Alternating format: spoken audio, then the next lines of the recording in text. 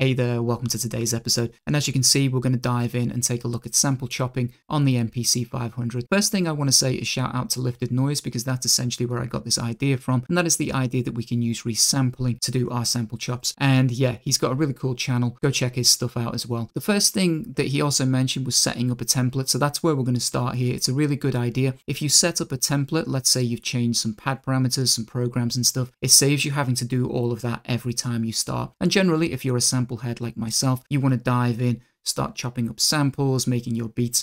I always kind of start in the same way, so it makes sense to have like a default project, a blank template if you will, with a few parameters changed that you can boot up every time. So let's start with that. I'm going to go to mode here, then load. Then of course we're going to scroll over because we're not looking for a program, but we are looking for a project. And you'll notice first one I get to here is called template 01. Just going to click do it twice and load that up, and now we're good to go. Now, it's very basic. For me, I just wanted to change my BPM down to 70 because that's, I'm a hip hop guy, so it makes more sense. I've called my sequence loop because that's just sort of what I start off with. And for me, I like to build sketches and ideas. If I want to expand on that, it's usually a bunch of different loops that I then put together and I export out from there. So for me, loop is better than sequence, just makes sense. But you can, of course, name these things whatever you want. Mine is set at 2 bars, but you could have 8 or 100 bars, whatever you prefer. Inside of our sequence, of course, in the typical MPC workflow, we have our sequence, which is like your song or the bits of a song. And inside of that, you're going to have some tracks. I have 2 basic tracks. I have my drums track, and I have a chops track for doing what we're going to do in a second. Now, for each one of those tracks, you have an associated program. So I have 2 programs created. I've got my A1 chops here, and if I press parameter, you will notice the program assigned to it is called chops program. First tip I'll give you, name everything, that way you won't get lost, and also don't name things exactly the same. So my track is called chops, but the program is called chops prog, and that way I will remember that there is a difference there, because the workflow can be tricky on these things, especially as a newbie. So that's what we've got. We've got our chops track with the chops program. Go back to track, we also have a drums track, and it's exactly the same when I do parameters here with an assigned drums program. I'm not going through how to build and assign all of these things, simply because I think that information is elsewhere. Particularly Lifted Noise has gone through how he set up his template in great detail, and mine follows some very similar things to that. I will show you it, of course. So we're going to move back to track because we're talking about the chops program first. If we go to mode and program, we can look at the program in detail and how that is set up. You'll notice which one we're working with because it says it at the top here. And basically on this, all I've done is played around with the levels, which we'll come back to in a second. But the other modes that I changed, if I scroll through, let's go a bit further. So the first one here is I've set all pads to mono, so whichever pad I'm pressing here, they're all set to mono in the voice overlap. And I've also put them all into a choke group. And the reason for that, of course, is whenever you do some sample chopping, that's generally what you're going to do. You're going to set it up with no overlap, and you want them in a mute group so that as you press each sample, it cuts the next sample off, essentially. You can't play 2 samples at the same time. Works best when you're doing your sample chops. So other than setting the mute group, the voice overlap to mono, naming it, of course, we come back to the level, and that's the next part to talk about. Now, it's here where we see sample level.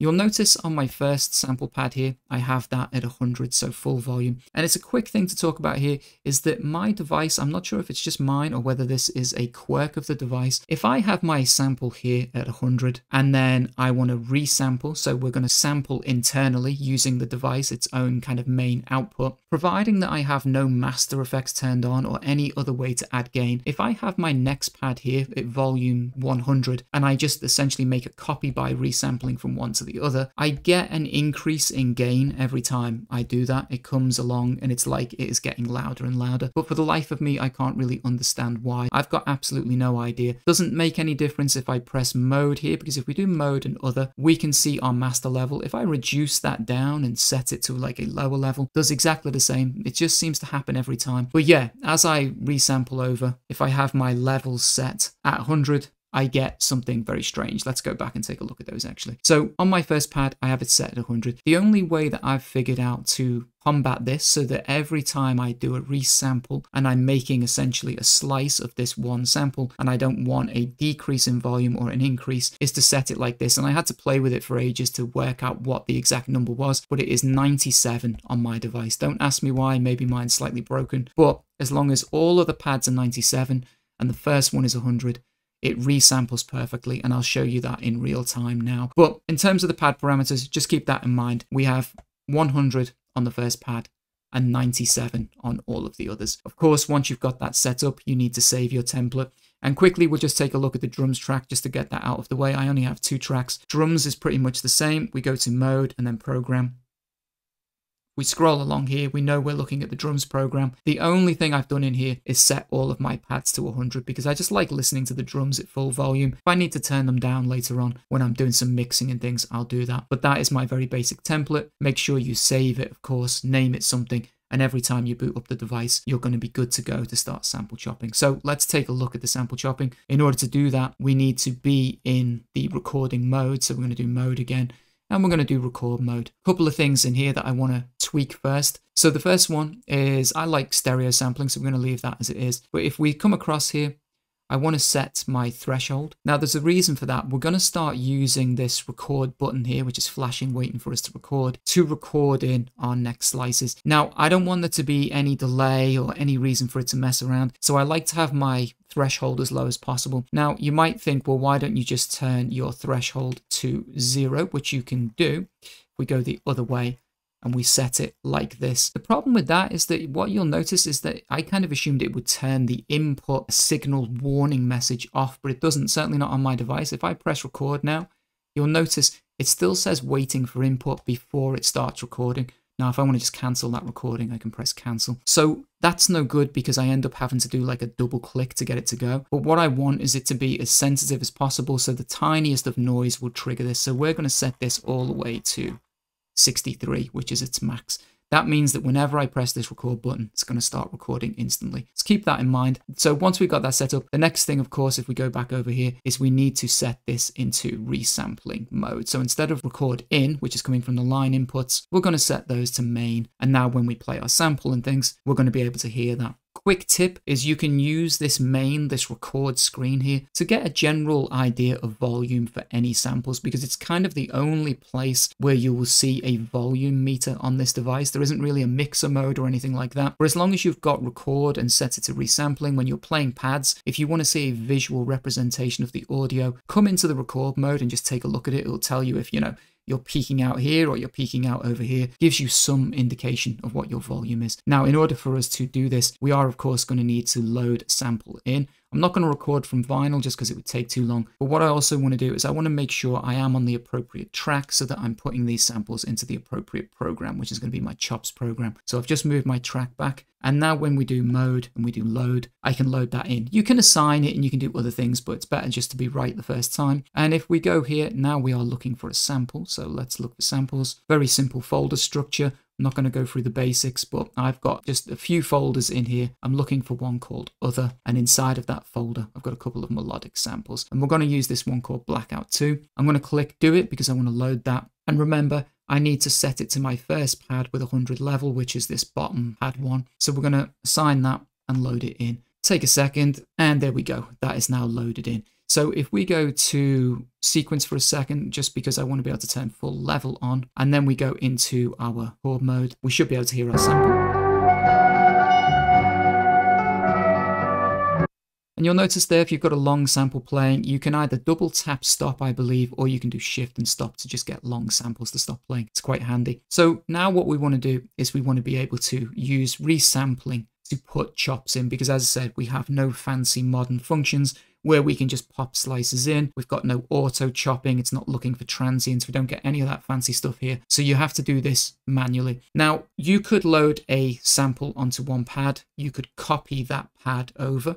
Some people will do it this way. Then they'll use mode and trim and just scroll through, find the start points for each pad and do it that way. It's quite long-winded and I think it's a little bit painful. Don't mind a slower process, but that is kind of too slow for me. So what we're going to do here is we're going to use this as our kind of master sample, and wherever we want our next sample slice to be, we're just going to record it using this button. And again, shouts out to Lifted Noise because that's where I got this idea. Now, the main concern I had, he had his sample here, and by the time he recorded his next slice, he was getting a drop in volume. And that was what got me thinking about this and why I ended up playing around with it and setting my levels at 197. And the reason for that is that so I can keep just sampling across. Because when we want to do a typical slicing thing is sometimes you want to put in your equal segments. So let's do it as a demonstration. So we've got our sample. I'm going to play it. I'm going to look for where I want the next sample slice to go, and I'm going to be good with my record button here. I'm going to be ready. So let's do that.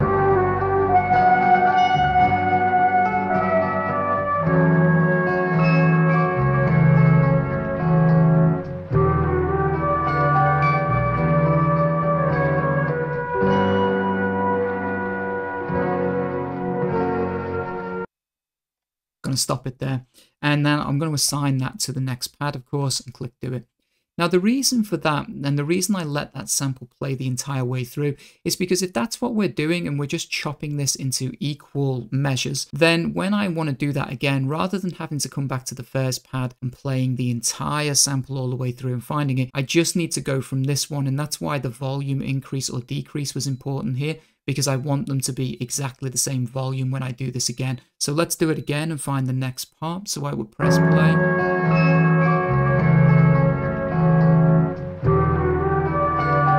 Start recording again, and again I'm going to let this finish.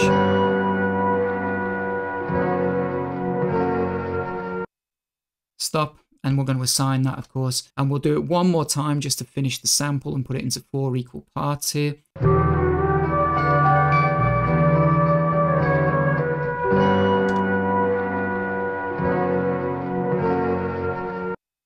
And assign that to the last pad. So now when we play this, it will play as if we've done kind of auto chopping and it's got us our equal segments.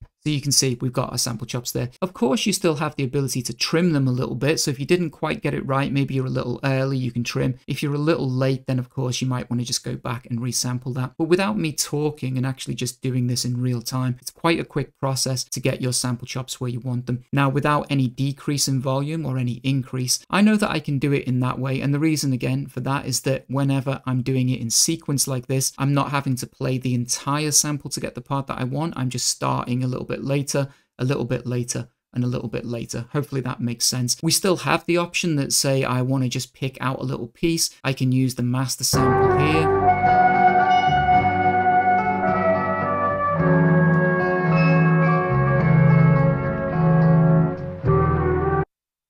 Can assign that to that pad, so that's just a little chunk.